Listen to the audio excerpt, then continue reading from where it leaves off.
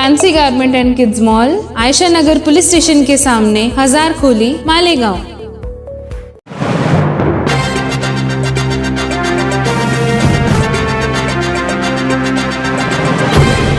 देखते रहिए the prime news Abdul Rahman के साथ।